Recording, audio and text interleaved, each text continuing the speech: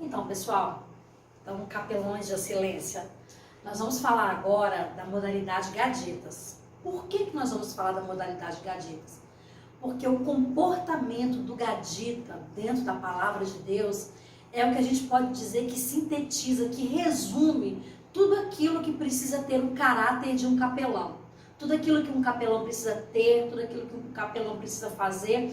Nós não vamos buscar exemplos fora nos livros, apesar de terem muitos exemplos bons. Mas nós vamos buscar dentro da palavra, né, dentro da Bíblia Sagrada. E eu tenho certeza que se você não conhece a história dos Gaditas, você vai se apaixonar a partir de hoje. Vai fazer como lição de casa, vai ler todos os dias, vai procurar detalhes, porque é uma história muito apaixonante. Além de ser apaixonante, ela tem ali todas as características para você se encaixar. Essa não me encaixa, mas essa eu vou conseguir. Essa eu vou tentar, essa eu vou. Então, a história dos Gaditas, ela está descrita lá no primeiro livro das Crônicas, né, no capítulo 12, do versículo 8 ao versículo 14. E nós fazemos a pergunta aqui, que tipo de caráter eles têm? Eu sei que em casa você vai ler direitinho, mas só para você entender, né? Davi estava numa situação difícil, Davi estava numa situação complicada, estava fugindo de Saul, né? Com aquela situação de morte, aquela iminência de morte vindo ali, e Davi se esconde, né? Se esconde na caverna, naquele momento ali. E nesse momento que Davi estava escondido numa caverna, nesse momento que Davi estava numa situação complicada, veio esses homens da tribo de Gade e se juntaram a Davi. Eles vieram a Davi, se juntaram a Davi, e no momento que eles se juntaram a Davi, nós vamos ver daqui a pouco, Davi pergunta, vocês vieram em paz, né? Como é que vocês vieram? E eles disseram que sim, e deram a palavra deles dizendo que vieram em paz, para se juntar, né, a Davi ali. E já começa daí, né? Por quê? Ninguém quer se juntar a ninguém que está numa situação difícil. Geralmente, nós, como seres humanos, queremos procurar alguém que está na evidência, que está no topo, porque assim o mundo é. Mas alguém que é gadita de verdade, alguém que tem uma visão além do alcance, porque o gadita tem essa visão além do alcance. Ele vai saber ver e vai saber entender e vai ver coisas que muitas vezes as pessoas não estão vendo. Então, muitas vezes você vai se aproximar de alguém que as pessoas vão dizer, mas nossa, essa pessoa, Davi não tinha nada naquele momento de interessante para poder oferecer para os gaditas. Mas os gaditas, através, né, de algo que veio do céu, através de algo que veio de Deus, eles se juntaram a Davi naquele momento tão complicado, naquele momento tão difícil, né? Olha o que os gaditas são. Eles são valentes, eles são destemidos e aonde chegavam, transformavam o lugar que estavam. Gente, um gadita é um lugar que transforma o ambiente. Um gadita é alguém que quando ele bota o pé ali, quando ele coloca o pé ali, seja no hospital, seja num velório, seja num presídio, seja em qualquer lugar, aquele ambiente vai ser transformado, porque o capelão traz essa presença de Deus com ele. O capelão traz essa presença e não há nada, eu sempre digo isso, não há nada que não possa ser melhorado. De repente você está me ouvindo e está dizendo assim, Cláudia, mas eu já sou tudo isso, mas nós podemos melhorar ainda mais. Podemos aprender mais, podemos reciclar mais, para que aonde a gente chegue, algo diferente venha acontecer. A palavra capelão significa pacificador, é alguém que chega para pacificar, é alguém que chega para... Mas é alguém corajoso, é alguém destemido, alguém vai te dar ali algo para você fazer e você não vai recuar, você não vai voltar para trás, você não vai pensar duas vezes, você não vai ter medo. Um gadita de verdade não tem medo de adentrar em lugares que ninguém adentra. Um gadita de verdade, ele vai e ele consegue, pelo poder que há no nome de Jesus. Olha, como eu disse, né? Davi estava escondido em cavernas, fugindo de Saul, e ouviu dizer que os gaditas vinham ao seu encontro. Ele sai e vai encontrá-los, pois sabia que eles jamais perderam a guerra. Gente, os gaditas eram conhecidos, olha a fama deles, como alguém que jamais perdeu uma guerra. Alguém que jamais perdeu uma guerra. Então Davi já sabia daquela fama deles. E a grande pergunta, né, que eu faço para nós, para mim, para você, que só você pode responder é: qual é a fama que a pessoa tem de você? Qual é a fama que a pessoa tem ao seu respeito? Quando você chega num lugar, as pessoas vão olhar e falar assim, eu já conheço, é alguém que ora, é alguém que de fato é corajoso, é alguém que chega para trazer esperança, é alguém que chega dessa maneira. Davi foi ao encontro dos gaditas porque sabia que os gaditas eram assim. Então, como eu disse que o comportamento do gadita sintetiza e resume tudo aquilo que, tudo aquilo que de fato um capelão tem que ser, já começa por aí. Até da palavra, porque os gaditas deram a palavra para Davi e não recuaram, não voltaram para trás. Eles não pensaram duas vezes. Eles deram a palavra e ali eles foram. Um gadita profetiza a Davi e é consolado. Isso está descrito lá em 1 Crônicas 12, 18. Gente, presta atenção.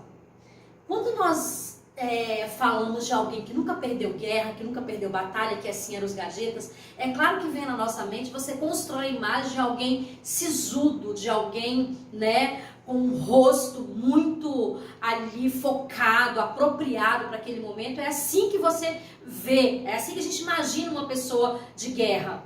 Só que o gadita de verdade também sabe o momento certo de tudo. Porque o gadita ali, naquele momento, ele foi usado para consolar Davi. Então você consegue imaginar uma pessoa de guerra, uma pessoa que está ali para lutar, mas que no momento certo também é usado para profetizar e para consolar Davi. Então esse é o papel do capelão também. Você vai lá para ganhar guerras, você vai lá para ganhar batalhas, mas você vai ser um agente consolador. Com a presença do Espírito Santo que tem em você. Você vai ser esse agente de consolador, você vai ser esse alguém que dá um abraço no momento certo, você vai ser esse alguém que lança essa palavra no momento certo, porque os gaditas eram assim. Olha só, eles se unem a Davi e se tornam capitães de tropas. Eles foram a tropa de frente do exército de Davi. Gente, você entende que nesse dia, nessa data que o Senhor determinou para esse povo lindo aqui de povoação, que o Senhor está te chamando para você ser essa linha de frente desse grande exército que está sendo comissionado? Você crê nisso? Você não é qualquer pessoa. Deus escolheu você a dedo como esse gadita porque Ele conta com você para ser essa frente, essa linha de frente da tropa desse grande exército que está aí. Talvez muito recuaram, talvez muito voltaram para trás, talvez você está pensando, será que é para mim mesmo? Mas eu estou sendo boca de Deus para você nesse dia dizer, é com você que o Senhor conta como gadita e como linha de frente. Amém? Olha as características dos gaditas. Eles não têm medo de fortaleza.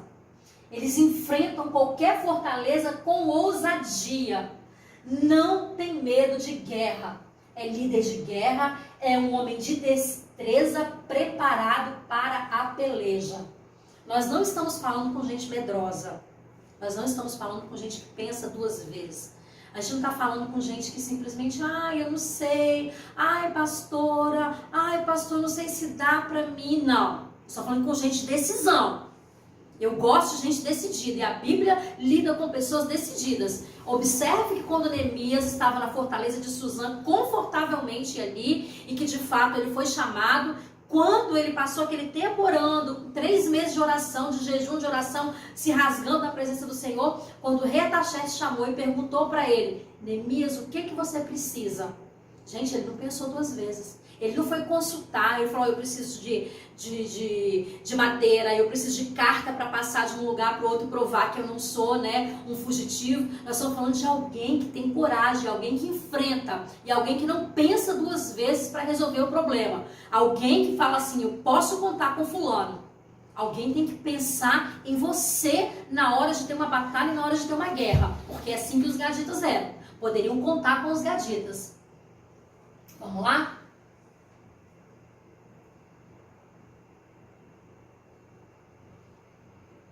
É um homem vitorioso, tem garras de leão, traz o resultado e entrega ao rei. Ele apresenta o fruto fiel porque não é abatido na batalha. Preste atenção. Um gadita de verdade é alguém que sabe que ele está numa posição, sim, numa posição de capelão e muitas das vezes até numa posição na linha de frente dessa tropa, mas ele reconhece que tem alguém acima dele. Além disso ser humildade, além de você reconhecer, você sabe que tem alguém acima de você e que você deve obediência para essa pessoa. Não sei se é seu pastor, se é sua pastora, se é sua liderança, eu não sei.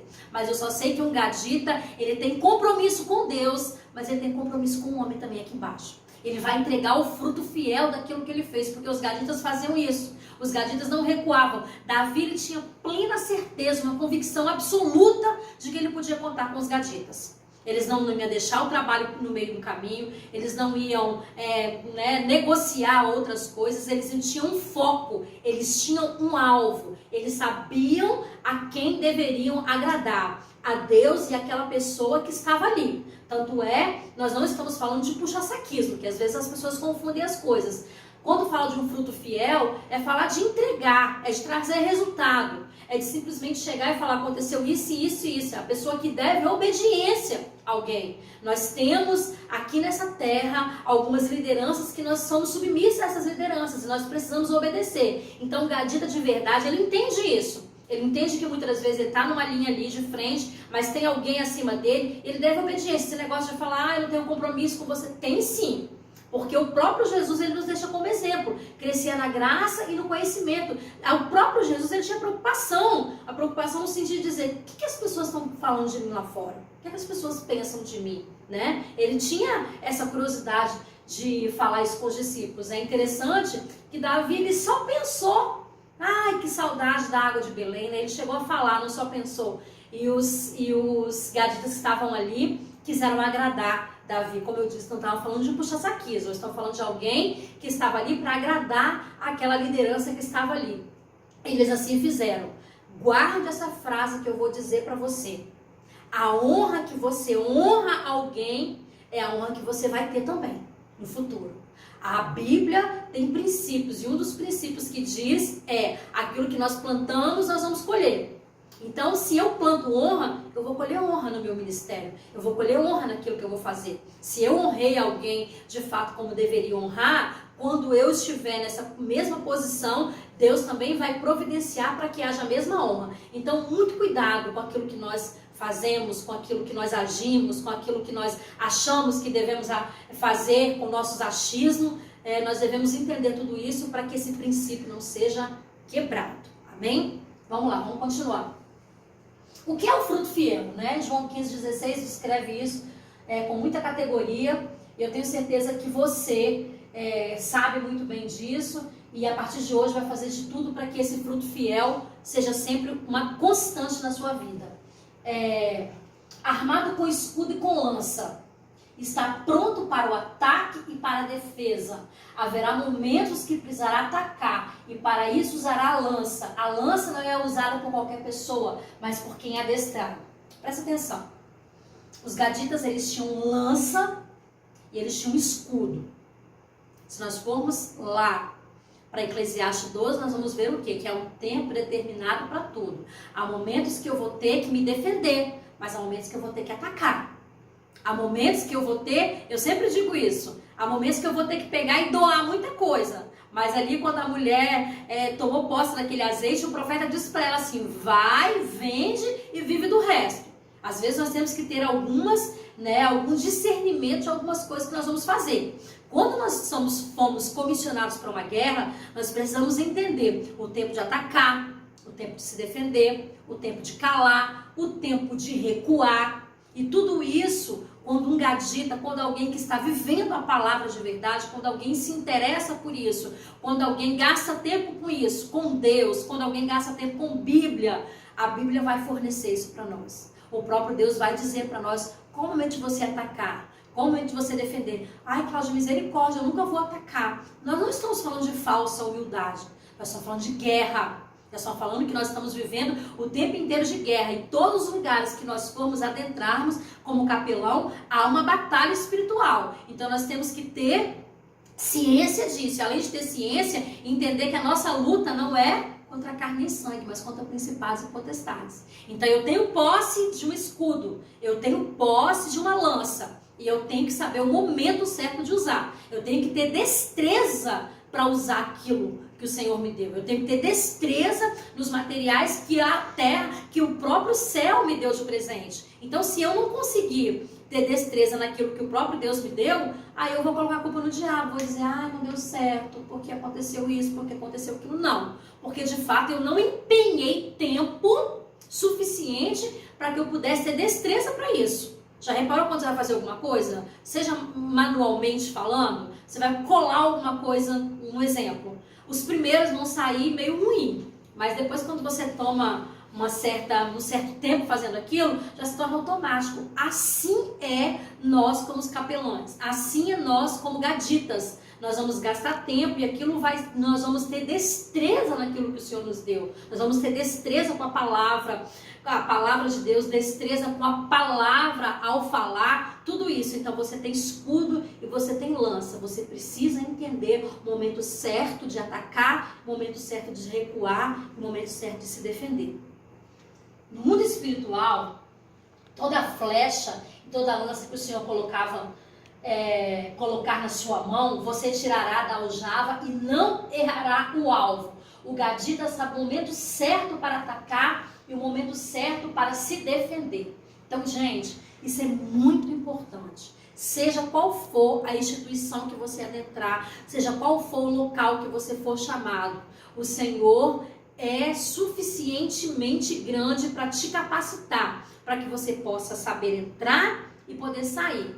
Ah, Cláudia, depois que eu já entrei não interessa. Não, poder sair. Até porque a Bíblia diz que o melhor são o fim das coisas, né? Esse que é o melhor, né? Para começar, todo mundo é muito bom, todo mundo tá com sangue, né? Tá com aquela coisa. Mas nós temos que ter essa destreza de entrar e de sair de um lugar, de acordo com o que a palavra diz, de acordo com aquilo que está nas Escrituras Sagradas. Eu creio que o Senhor pode derramar uma unção sobrenatural sobre nossas vidas para que nós possamos, de fato, saber tratar de príncipe a mendigo e entrar nos lugares, né, sejam quais eles forem, porque um gadita tem essa destreza. Então, toma posse. Olha para trás e veja qual foi, de fato, as armas que o Senhor colocou na sua mão. Talvez são enferrujadas. Talvez o Senhor colocou e você não sabe nem como utilizar. Mas eu tenho certeza que nesse momento, na Uniesal, nesse curso que você está fazendo, o Senhor vai te capacitar para que você possa desenferrujar, tirar a poeira, né, de toda a arma, todo o armamento que está lá guardado e você fazer uso dele. Vamos lá. Um gadita, ele tem personalidade. Quando a Bíblia diz que o gadita tem cara de leão, está identificando como alguém que governa. Ter cara de leão representa denunciar a destreza de governar com autoridade. A Bíblia diz com muita clareza que os gaditas tinham essas características do leão, né? A cara de leão. O leão, ele representa o governo, né? O leão, ele representa o leão da tribo de Judá, enfim, se resume tudo. Então, quando nós falamos de leão, e eu gosto dessa parte, e talvez eu não tenha tempo suficiente aqui para poder adentrar e falar todas as características de um leão, mas eu vou falar alguma coisinha aqui só para você entender. Os leões, eles são extremamente organizados. São extremamente organizados. Quando eles saem para caçar, tem a pessoa certa que vai estar lá, né, o animal certo que vai estar lá, né, nessa caça, quem faz o quê. Cada um tem a sua função ali dentro. Os leões, quando eles vão caçar, quando eles saem para caça, eles não saem anunciando e gritando para todos os cantos. Eu sei que a gente quer às vezes fazer uma certa propaganda do ministério, quer fazer certas coisas, nada contra, você pode fazer isso. Mas, como eu disse, o momento certo de falar, momento de calar. Os leões têm a característica de andar praticamente na ponta dos pés, eles não encostam o calcanhar no chão. Isso significa de alguém discreto.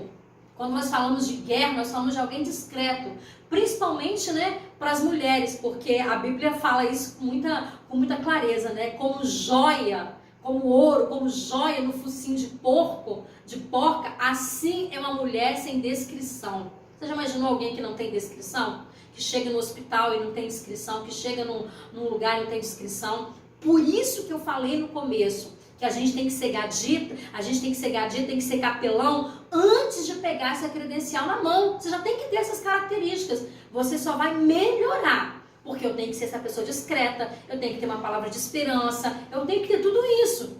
Claro que com o passar do tempo vai melhorando, as coisas vão fazendo, o próprio Deus vai me lapidando, o próprio Deus vai me dando coisas novas, né, para poder incrementar, mas eu preciso entender isso. Esse tocar no chão, eu entendo de alguém discreto, eu entendo de alguém que está ali para guerra, que está ali para caçar, que está ali para poder pegar, né, o inimigo e lançar ao chão e matar o inimigo, mas alguém que tem descrição naquilo que faz. Alguém que sabe aonde está pisando, que sabe o que está fazendo, né? Os leões viviam assim. E apesar deles serem tudo isso, apesar de ter essa face tão sisuda, é muito engraçado, né? Porque eles têm momentos de muita descontração. E eles brincam entre eles, né? E às vezes nós vemos capelão, vemos gaditas, vemos pessoas que acham porque são capelão, que acham porque agora é um gadita, eu não posso não. Eu tenho que sim, eu sei que tem um coronavírus aí, mas já está derrotado em nome de Jesus.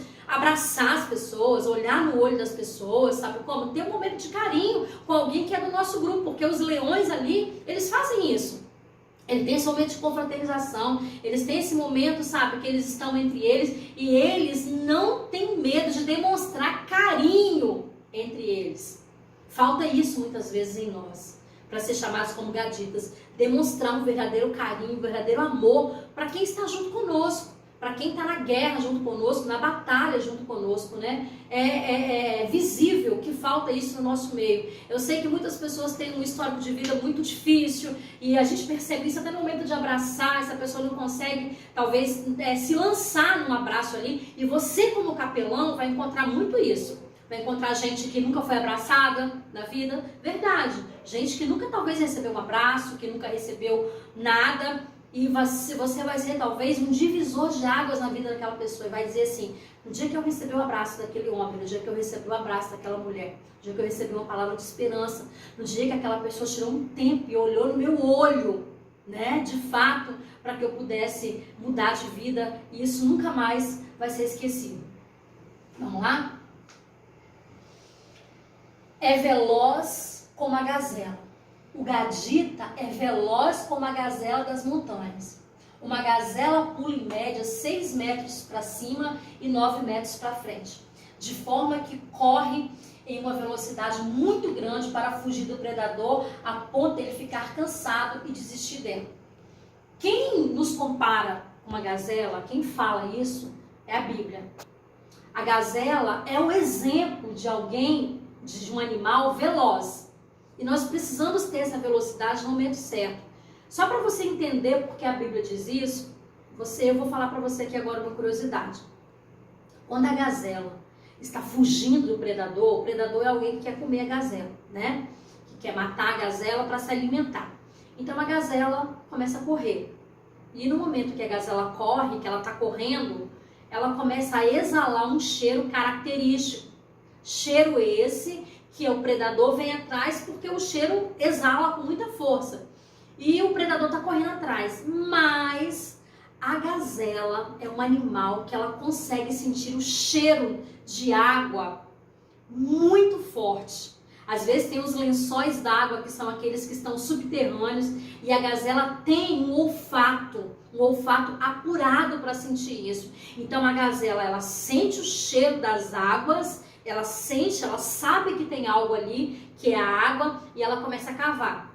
No momento que ela cava e ela entra dentro dessa água e ela mergulha por inteiro dentro dessa água, essa água vai fazer com que a gazela tire aquele cheiro característico que a gazela tem. E ela vai sair dali e o predador não vai mais sentir o cheiro. Então você entende de uma forma muito, muito linda que você tem água. Você tem água disponível para você mergulhar.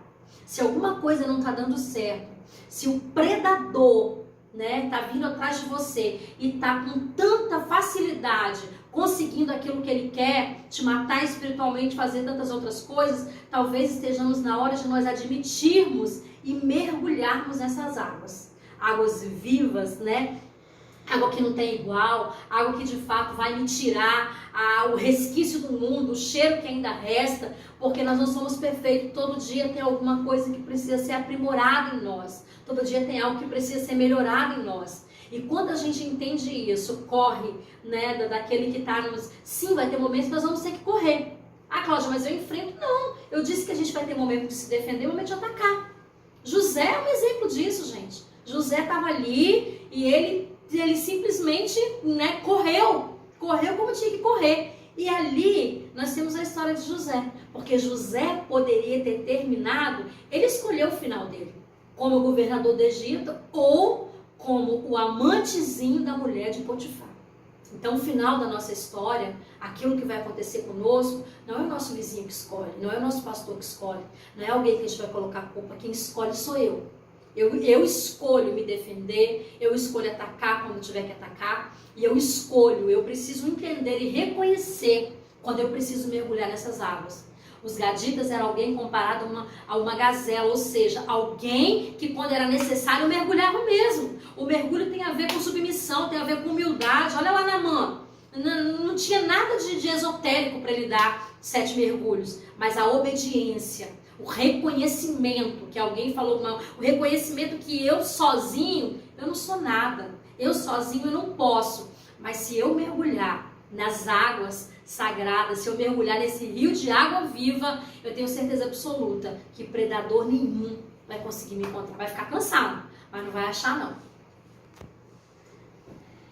Essa mesma unção Deus nos dará. Preste atenção, nós não somos comida de predador. Quando ele quiser vir atrás de nós, terá que desistir, pois a velocidade de um gadita frustra o plano do inimigo. Você está entendendo isso? A velocidade de um gadita vai vir atrás, mas não vai conseguir. Vai correr, mas não vai conseguir. Por quê? Porque não tem o cheiro. E eu tenho certeza que o Senhor quer nos dar esse olfato apurado para sentir o cheiro das águas aonde for, aonde tiver. Ele vai te dar essa capacidade. Ele vai fazer com que você frustre os planos do inimigo, que o inimigo se canse, olhe para um lado, olhe para o outro, não vai conseguir nos encontrar. E você com certeza vai, de fato, fazer aquilo que o Senhor determinou para você como um capelão. Como alguém que sabe o que está fazendo, que sabe onde está pisando. E como eu disse, né, os leões, voltando aqui nos leões, eles sabiam onde eles estavam entrando. Você como capelão, não é porque você tem uma carteirinha. Eu costumo brincar e dizer isso, né? Talvez a pessoa pegue a carteirinha, né, vai achar que agora eu sou tal, agora eu posso, uma autoridade. Assim como nós vivemos na televisão, as autoridades que fazem uso e abuso dessa autoridade por conta do que acha que é, nós não podemos correr esse mesmo risco. Porque agora eu sou um capelão, eu posso. Quando você chegar no presídio, você sabe que lá você vai pisar com a ponta do pé e você sabe que tem um regimento interno.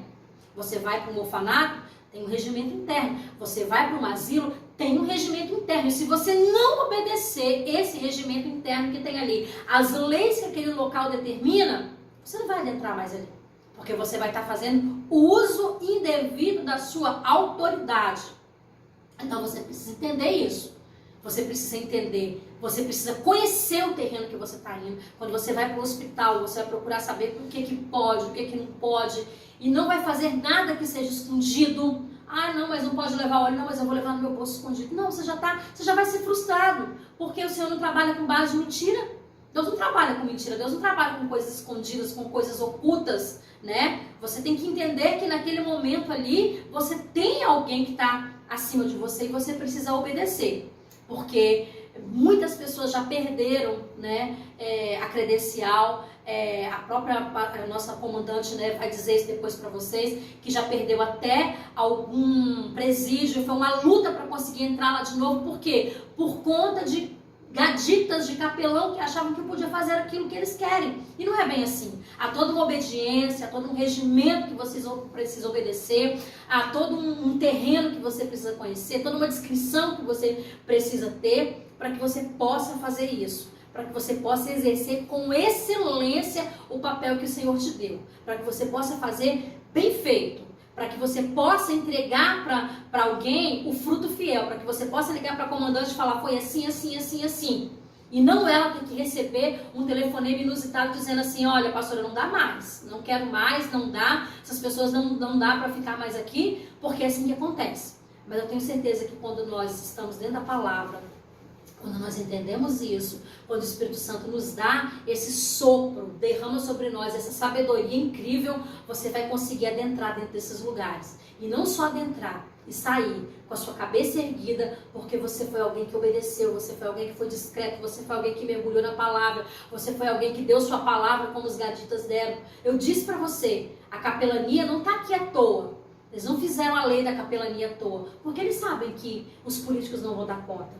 Ele conta com a gente, ele conta com você que é um gadita, ele conta comigo que sou uma gadita, ele conta com esse batalhão de pessoas que está aí. E se todos nós estivermos na mesma marcha, e eu tenho certeza que, né, a Tenente Ana Cláudia vai falar com vocês com muita sabedoria sobre isso, não sei se vai ser antes ou se é depois, não sei qual é a ordem dos vídeos aí.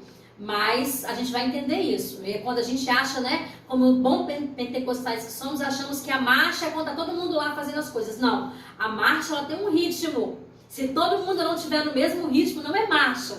Então entenda isso. Nessa grande comissão, nesse grande exército, essa grande marcha, tem alguém que vai estar dando um comando lá na frente. E se todos não estiverem no mesmo comando, não vai ter marcha. Então é preciso entender isso com muita sabedoria. Vamos lá? A unção do mínimo. Ele ganha no mínimo 100 ovelhas. A unção do máximo. O mínimo tem 100 e o que tem mais é porque conquistou 1000, né? A Bíblia vai dizer isso, né? Essa unção do mínimo e essa unção do máximo. Eu queria que você entendesse, porque a nossa cabeça humana, ela é gerada através de números. Então a gente às vezes acha que um pastor, uma pastora, um líder, ele só é abençoado através dos números que tem. Preste atenção. Às vezes Deus chamou alguém para o 100. Mas às vezes Deus chamou alguém com uma visão maior, com uma visão de reino, com uma visão extraordinária. E não significa que quem tem 100 não esteja na presença de Deus e Deus não esteja com ele. E não significa isso, você precisa entender. Às vezes Deus dotou alguém de uma capacidade da unção do mínimo, mas às vezes Deus dotou alguém da capacidade dessa unção do máximo, né? Dessa unção do mais de 1000. Então, não nos cabe falar isso. Nos cabe nos colocar na presença de Deus e falar assim, qual é a capacidade que o Senhor me deu? O Senhor me deu uma capacidade para tanto, para isso, para aquilo outro, mas de uma coisa eu tenho certeza, seja qual for aquilo que o Senhor colocar na sua mão, faça com excelência. Seja pequeno, seja grande, seja num grande lugar que Ele te enviar, seja numa casa onde tem 1 ou 2 pessoas, eu não sei, mas uma coisa eu tenho certeza, o Senhor pode derramar essa unção com excelência para que você possa fazer as coisas com a visão do reino.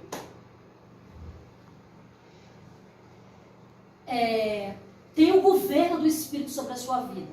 Quem governa o gadita não são as suas emoções, suas convicções.